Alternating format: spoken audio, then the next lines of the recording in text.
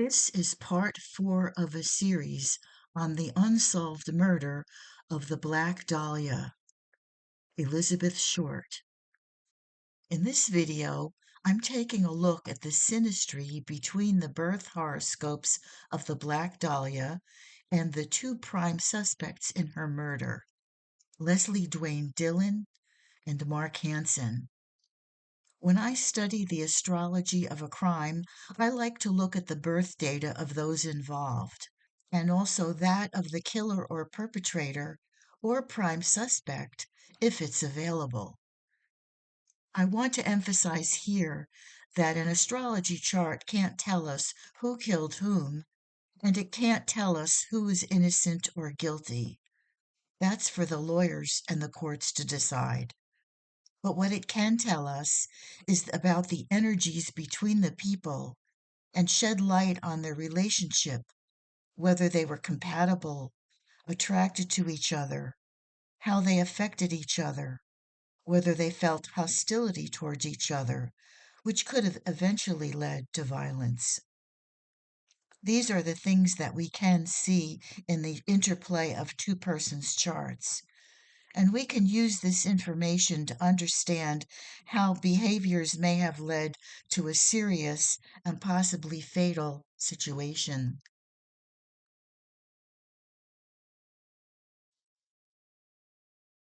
In my previous videos, I talked about the more relevant aspects of each person's birth chart, so this video will concern only the synastry between Elizabeth Short, Mark Hansen, and Leslie Dwayne Dillon. Looking at the first chart, it's a biwheel of Mark Hansen and Beth Short. Hansen's chart is in the inner circle and it's marked in red. And Elizabeth's or Beth, her chart is marked in blue in the outer circle. And you can already see there are a number of interesting conflicts between these charts. There was no known time of birth for either person. So I cast the charts to have the sun rising on the first house, because I think when you don't have an exact time, people generally reflect their ego drives through their sun energy. So I use the sun on the first when I do not have an exact time of birth. We've already talked about Elizabeth's birth chart in the outer wheel, and we see that Mark's planets overlap some of them in the inner wheel. For one thing, she was a Leo born July 29th. He was born July 25th. So, of course, they share the same sun sign, and he was 34 years older than her, making him an authority figure, which may have reflected in some way her issues with her own father, which I've talked about in a previous video. The first thing I'm going to look at are attraction aspects between the two. We know that Mark Hansen wanted to date Beth and have a relationship with her. In this chart, we can see the red line connecting them. It's an opposition. He had Venus in Virgo and her Mars was in Pisces. Now, Venus-Mars contacts usually show some form of attraction, some sort of commonality, liking what the person does, liking how they look, enjoying things that you do together. When it's a Venus-Mars conjunction, sextile, or trine, it's a pretty favorable attraction.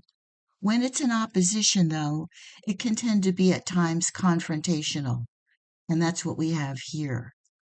We also note that Mark's Venus forms a very wide conjunction to Saturn, and Venus is in its fall in Virgo. So he had issues with women, he had domination and control issues, and no one could be quite good enough. He had a perfection idea about his possible partner. Beth also stirred some sexual attraction in him because her sun in Leo trines his Mars in Sagittarius. So there's definitely an initial attraction. She's, of course, attracted to him for different reasons. For one thing, his Jupiter on the right of the chart is opposite her sun. She was projecting onto him some sort of benefit, an authority person well connected with others, as the Jupiter's in Aquarius. She was longing to meet someone who had a good network in the movie business or the entertainment business, and that would be Mark Hansen. So the Sun Jupiter opposition presented her with an opportunity that she pursued by getting to know him. Of course, he wanted more from her than just a business or a friendship connection.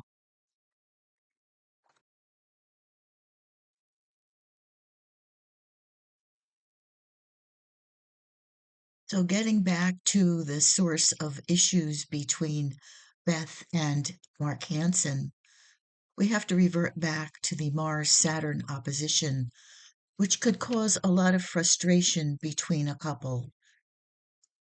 It speaks of being off with one's timing. When Mars is on, the Saturn person is off.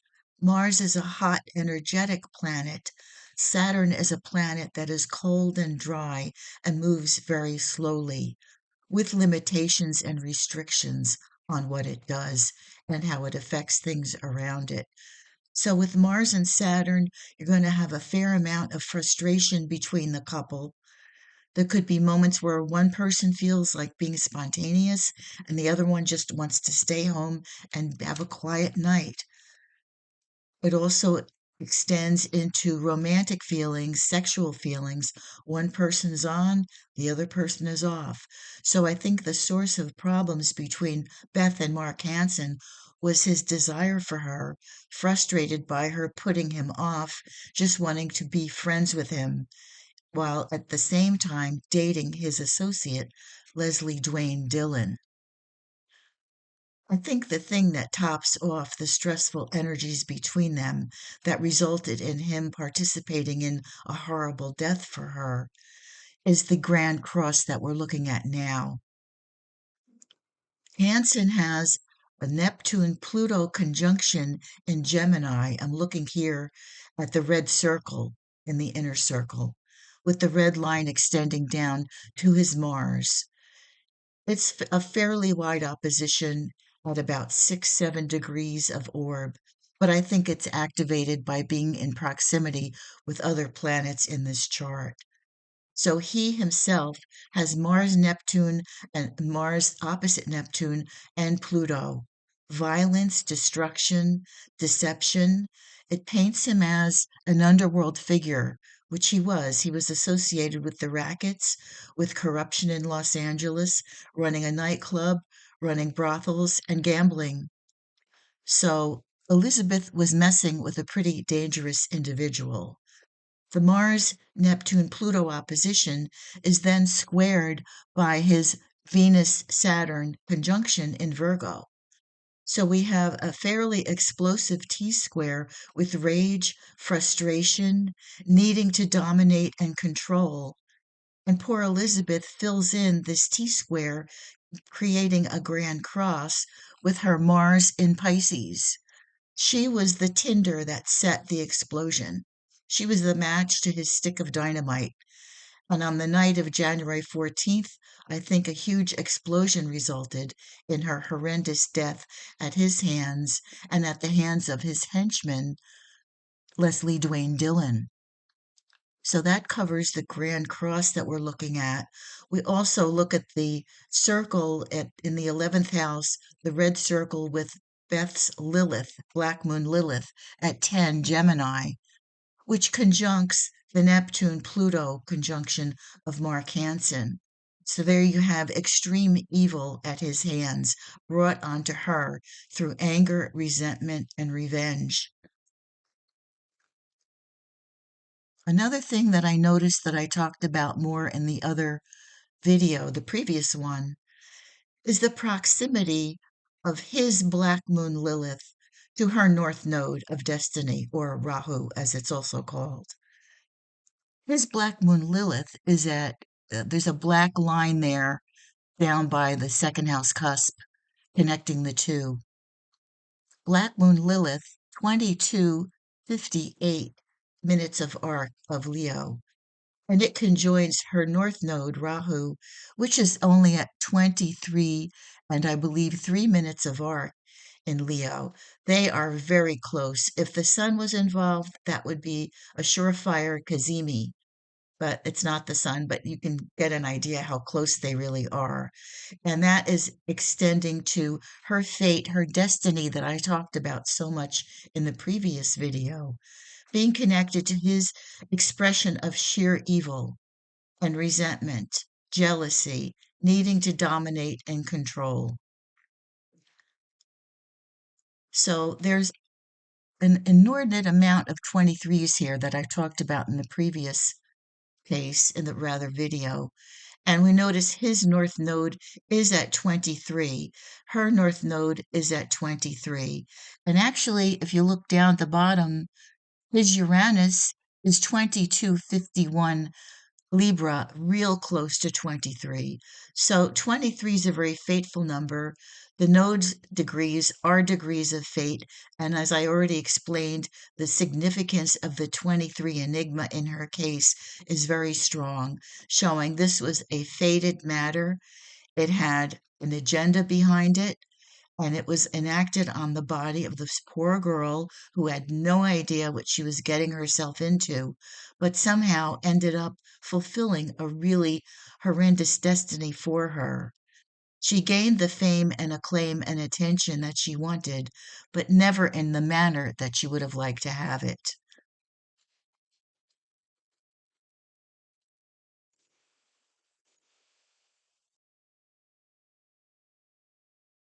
Since you've watched the video this far, I hope you're enjoying the content. I just want to make a brief suggestion that if you are interested in this type of work, I've released a book, Desperate Rites, Volume 2, Astrology and the Occult in the Black Dahlia Murder. It's available in ebook and paperback form, and it has just been released as an audiobook on Apple. Now back to the video.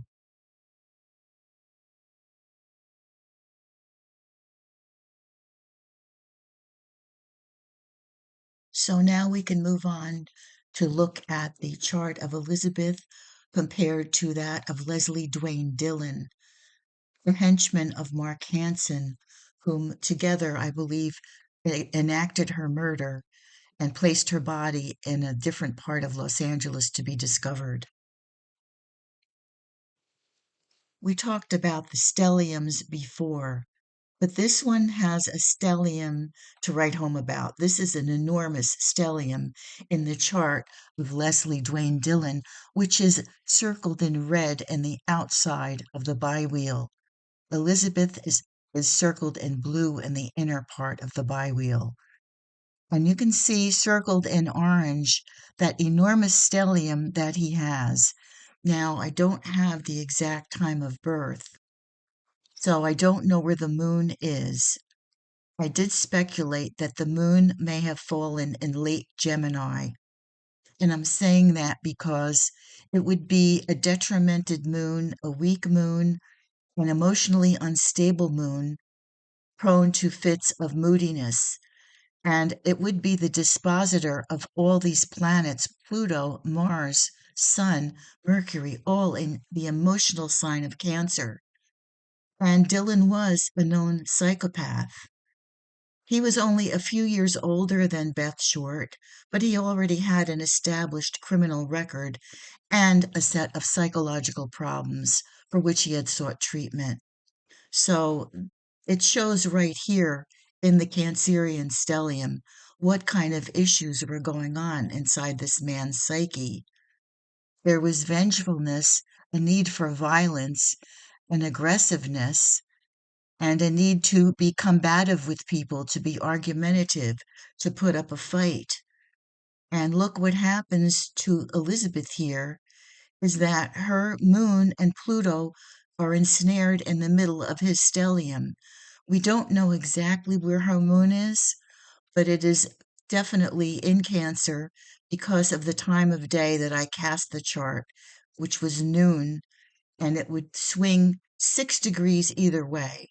it would definitely have fallen somewhere in the middle of Cancer. So I'm comfortable thinking that she did have a Moon Pluto conjunction and that this conjunction was activated in a very violent way by that of by that of Leslie Dwayne Dillon. So right now you're looking at a stellium of an annihilator and his victim. And isn't it interesting that on the other side, in the green wedge, we have her Mars conjoined to his Uranus. So then that forms a trine to all of this Cancer. So sudden unpredictability, instability, and violence can be set off with ease because here's a trine making it happen. And we also see an attraction between them, as with Mark Hansen, because her Mars trines his planets. He's turned on by her. He's excited by her. He's probably easily angered by her. Their Mars are both in a trine to each other. So this is definitely a powder keg of a situation that we can see in the synastry of these two people. At the bottom, we see the number 23 in his north node, or Rahu, and it conjoins her Saturn. Again, a notation of destiny about their connection and him enacting it in his own particular way. He has his planet Venus at 26 of Taurus, conjunct the most malefic fixed star in the sky, Caput Algol, which represents destruction, violence, literally losing one's head. Now, Elizabeth did not lose her head, but she was extremely, I have to say, cut up in her mutilation. And she didn't lose her head, but the rest of her body endured some severe trauma. And getting back to the Black Moon Lilith, we note that Beth's forms a tight square to Dillon's Uranus, another aspect of volatility and enacting evil on the spur of the moment. Okay, so here's the bonus I promised regarding the synastry of famous celebrities and how things in their relationship went wrong. The first couple is Phil and Bryn Hartman. In the 1990s, Phil Hartman was one of the most successful television comedians on Saturday Night Live. He was married to a beautiful woman, Bryn, and they had two small children. Phil was a Libran with a Gemini moon and Aquarius rising. He had a brilliant grand trine in air, which contributed to his quick wit and intelligence. He also had Venus in the seventh house conjunct Pluto, which is a sign of a possible manipulative or controlling partner, and stress along those lines in marriage. Unfortunately, this conjunction was squared by Mars. It also describes a partner who undergoes a major transformation, and that describes his wife, Bryn. Under his suggestion, she subjected herself to plastic surgery in an effort to look younger. She also became addicted to prescription drugs. The marriage was already in trouble when, on the early morning of May 28th, 1998, Bryn shot Phil while he was sleeping in bed. And sadly, a few hours later, she turned the gun on herself, taking her own life while their two children slept in an adjoining bedroom. Bryn's Mars opposes Phil's Venus Pluto conjunction, and their Mars planets are in a square to each other. In addition, her Uranus is on his seventh house cusp, and it appeared that the couple was headed for divorce before Bryn took this final fatal action. Their Mercuries were in opposition to each other, which could have set off confrontational discussions and disagreements. The Uranus and the Mars square to Venus Pluto easily spells out a violent incident, including gunfire. Had an astrologer done some counseling on their charts before their marriage, these trends would have been noticed and possibly remedied by counseling or at least the awareness of such potentialities.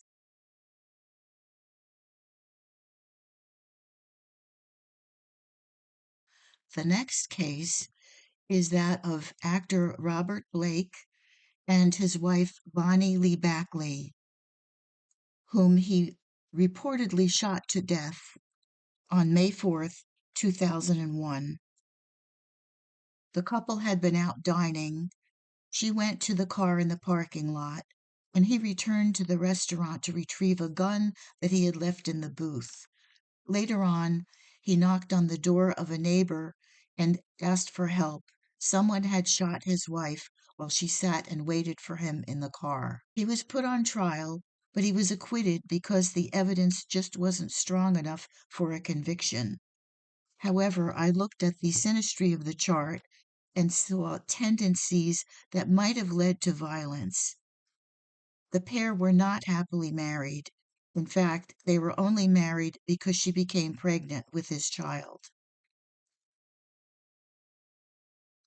Robert Blake had a Moon-Neptune conjunction in Virgo, which squared Bonnie Lee's Moon, Mercury, and Mars conjunction in Gemini. His Venus was in Scorpio and grand trined her own Venus-Mars placements in water signs. In fact, it was a heavily sexual relationship, and it began immediately as they met. Afterwards, he was concerned that she was just after his money, and placements in her natal chart do suggest this. She had multiple marriages to older, wealthy men that ended in divorce. In fact, both he and Bonnie Lee have Uranus, planet of divorce, in their seventh house.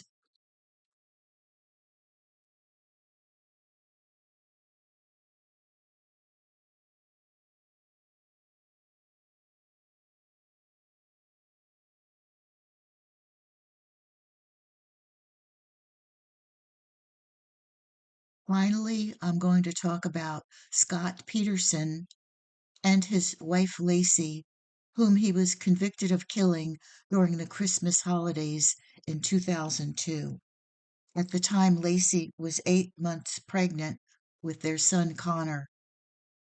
Recently, Scott has been in the news because he has received a new trial. His death sentence was repealed and commuted to life prior to this, and many people feel that he may be innocent of the murder. I am not one of them. However, I'm going to look at the chart and see what the synastry showed. It is not favorable in the least for Lacey. In fact, if they had consulted an astrologer prior to their marriage, they would have received discouraging advice. Their synastry sends up several warning red flags. Lacey's Venus in Gemini is conjunct Scott's Saturn in Gemini and forms a square to Scott's Venus in critical Virgo. This is a sign of discontent with the partner on the part of Scott. With Venus in Virgo, no one was quite good enough for him. And he also had his Gemini moon in opposition to Neptune, showing a talent to deceive. In fact, during the trial back in 2003, I believe it was, he would show up every day looking very different. His hair was different, sometimes of a different color, different style, and even his clothing. He was very chameleon like in his presentation, and he was very deceptive with Lacey. Lacey had a natal Venus Mars square that formed a difficult aspect with Scott's Venus Saturn square, and it introduced a violent potential to the relationship. His moon is conjunct her lunar south node, another indication of a karmic emotional connection between the partners. Another big concern I have is that Scott has his Mars conjunct Uranus in the sign of Libra, which is the marriage sign, and that happens to fall in Lacey's seventh house of partnerships. In addition, this Mars Uranus conjunction squares her Saturn and opposes her Jupiter, forming a dangerous T square. And in Lacey's seventh house of partnerships, The planet Uranus, often called the divorce planet, is at the 29th degree of Libra, critical degree in the sign of partnerships. Had the couple been able to receive astrology counseling prior to marriage, I'm sure that the astrologer would have warned them of possible problems in the future and of the likelihood of violence at some point. Unfortunately for Lacey, that did not happen. If you're interested in learning more about celebrity crimes and difficult synastry in celebrity relationships, please check out my book, Exploring Forensic Astrology. I am B.D. Salerno. Thank you for watching.